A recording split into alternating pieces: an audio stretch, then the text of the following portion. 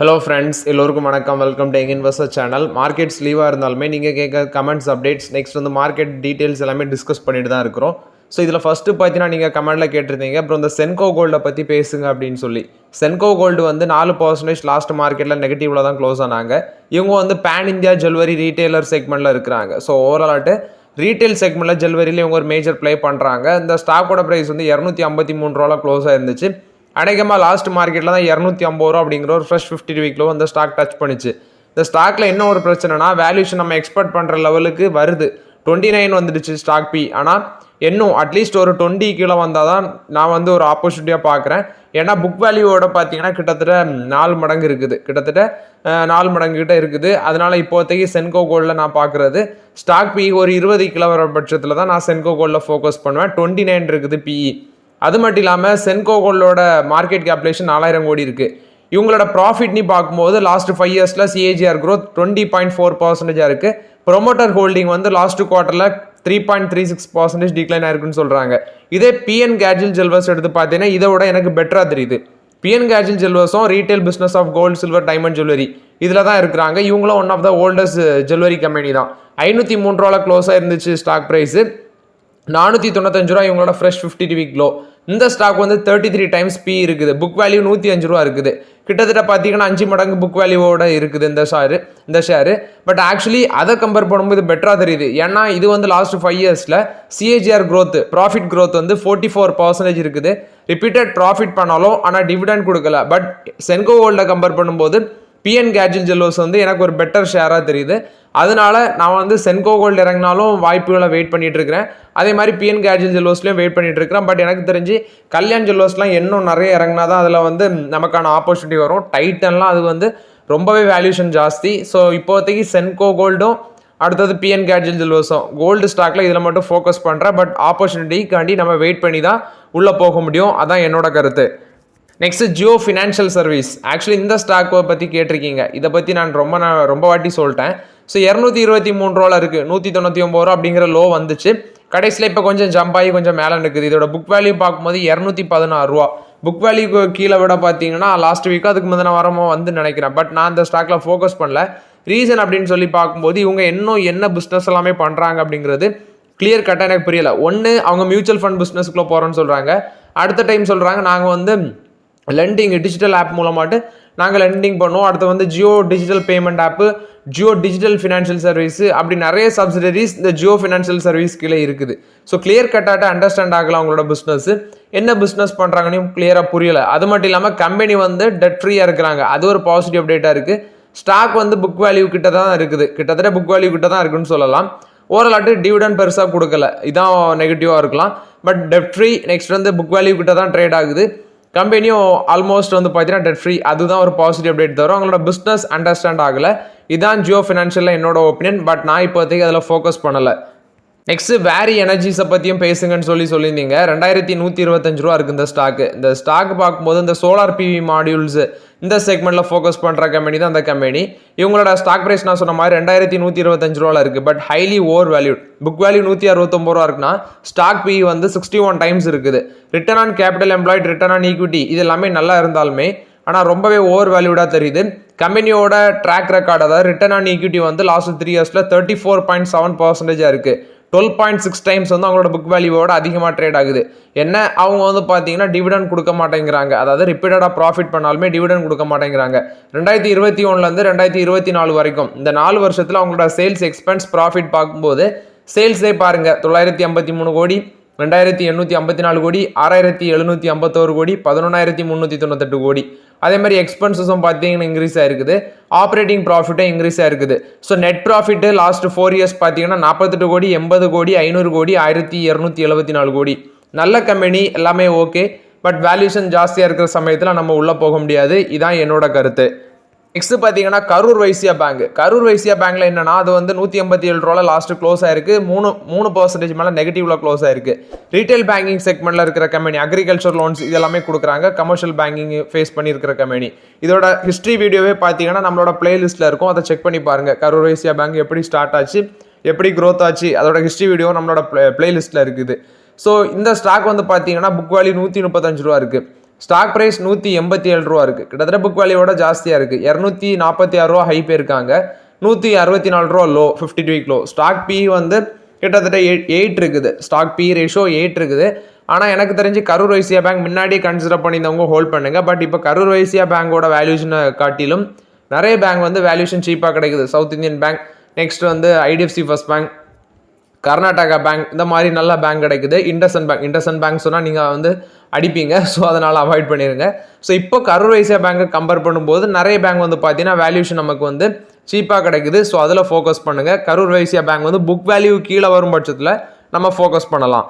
Next ஒரு நண்பர் வந்து ரொம்ப நாளாகவே கமெண்ட்ல கேட்டிருந்தாரு, ப்ரோ இந்த ஆண்டனி வேஸ்ட்டை பற்றி பேசுங்க. ஆண்டனி வேஸ்ட் என்னதான் அந்த கம்பெனி அப்படின்னு சொல்லி பார்க்கும்போது அந்த பேரில் வேஸ்ட்ன்னு இருந்தோன்னே அந்த கம்பெனியை பற்றி பார்த்தேன். ஆண்டனி வேஸ்ட் ஹேண்ட்லிங் செல் லிமிடெட், இதான் அந்த கம்பெனியோட நேமு.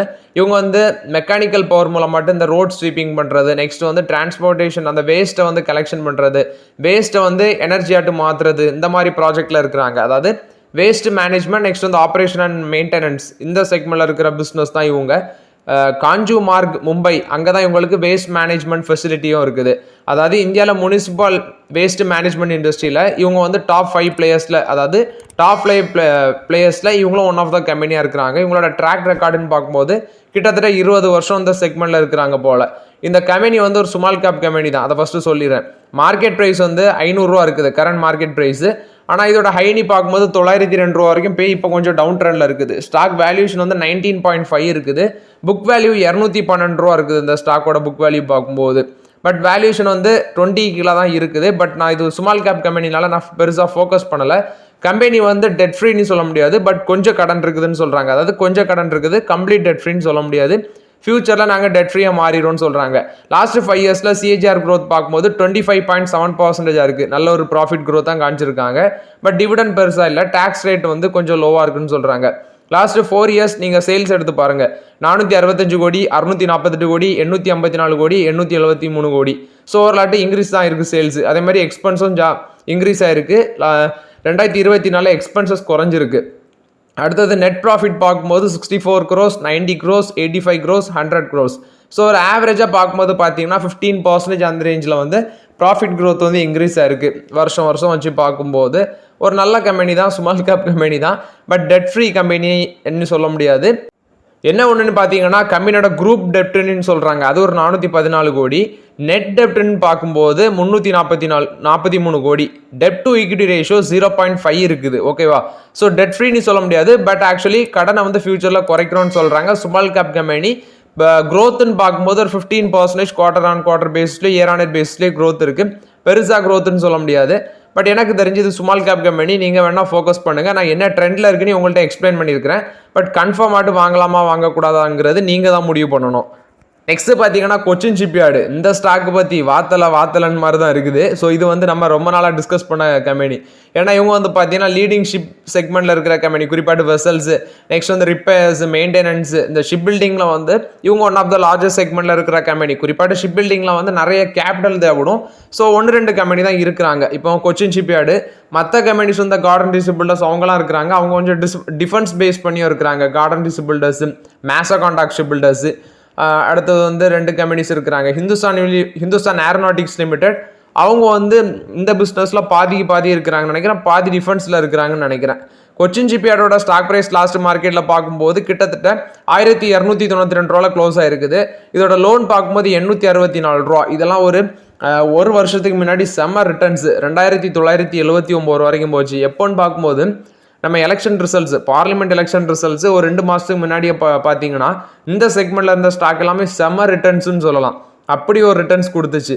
அந்த சமயமே ஹைலி ஓவர் வேல்யூட் நான் உங்கள்ட்ட அப்டேட் பண்ணேன். ஆக்சிஸ் செக்யூரிட்டிஸை ஏதோ ஒரு புரோக்கரேஜஸ் அவங்க என்ன சொன்னாங்கன்னா அந்த ஸ்டாக் எல்லாமே 65% to 75% வரைக்கும் கிராஷ் ஆகும். ஏன்னா வந்து பட்ஜெட்டில் பெரிய எக்ஸ்பெக்டேஷன் பண்ணாங்க, பெருசாக ஸ்பெண்டிங் இல்லை. அது மட்டும் இல்லாமல் ஸ்டாக் மேலே போன அளவுக்கு அந்த குரூப் ஆஃப் கம்பெனிஸில் க்ரோத் இல்லை, அப்படி தான் அவங்க மென்ஷன் பண்ணாங்க. ஸோ அது மாதிரி ஸ்டாக் பொத்துன்னு விழுந்துச்சு. 2979 ரூபாவில் அந்த ஸ்டாக் இப்போ 1292 ரூபாவில் இருக்குது. பீக் லெவலில் கன்சிடர் பண்ணி தான் என்ன ஆயிருக்கும் கொஞ்சம் நினச்சி பாருங்கள். இப்போ வரைக்கும் ஸ்டாக் பி வந்து 41 times பி ரேஷியோ இருக்குது.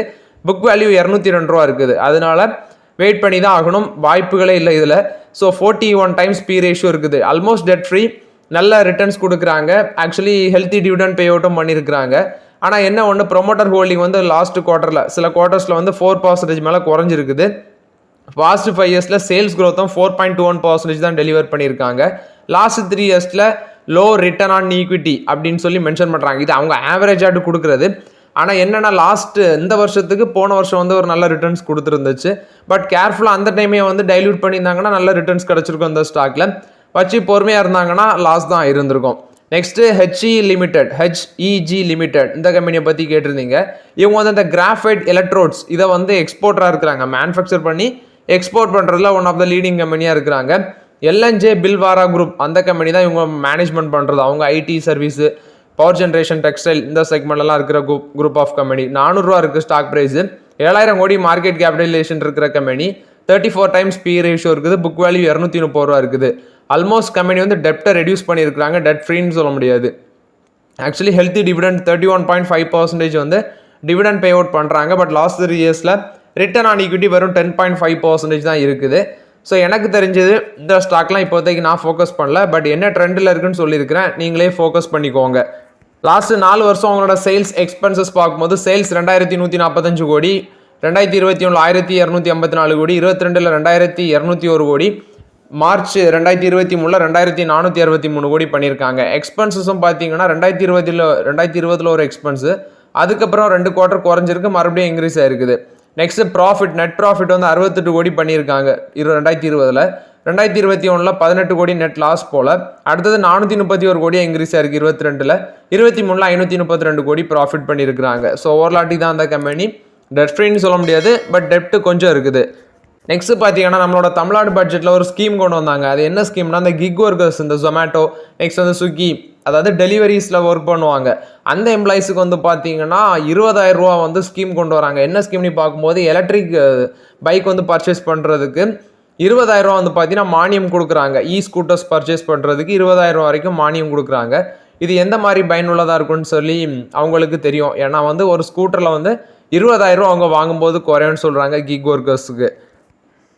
நெக்ஸ்ட் எம்டிஎன்எல் கொடுத்த அப்டேட், பிஎஸ்என்எல் கம்பெனி 8277 கோடி worth of interest payment, next வந்து பிரின்சிபல், இதை வந்து 7 பேங்க்ஸுக்கு வந்து பேமெண்ட் பண்ணியிருக்காங்க. Union Bank of India, Punjab National Bank, next பார்க்கும்போது Bank of India, State Bank of India, UCO Bank, Punjab and Sind Bank, Indian Overseas Bank, இவங்களுக்கு எல்லாமே பார்த்தீங்கன்னா பேமெண்ட் பண்ணியிருக்கிறோம் அப்படின்னு சொல்லி சொல்கிறாங்க. ரீசெண்டாக அசட் மானிட்டேஷன் மூலமாட்டு கொஞ்சம் அமௌண்ட் கிடச்சிச்சு. அதெல்லாமே சேர்த்து போட்டு இப்போ இந்த பேங்க்ஸுக்கு வந்து டெப்டை வந்து ரீபே பண்ணியிருக்கிறாங்க போல். இது வந்து எம்டிஎன்எல் கொடுத்த அப்டேட்டு. நெக்ஸ்ட்டு வால்சோகன் கொடுத்த அப்டேட்டு. ஸோ வால்சோகன் ஸ்கோடா இவங்க என்ன சொல்கிறாங்கன்னா, நாங்கள் இந்தியாவில் இவி மேனுஃபேக்சரிங் பண்ணுறதுக்கு இன்வெஸ்ட்மெண்ட் பண்ண இருக்கிறோம். பட் எங்கள் தலை மேலே ஒரு கத்தி தொங்குது. என்ன கத்தினா, $1.4 பில்லியன் ஒர்த்துள்ள டேக்ஸ் டிமாண்ட் வந்து எங்கள் கழுத்தில் இன்னும் தொங்கிட்டு இருக்குது தலைக்கு மேலே.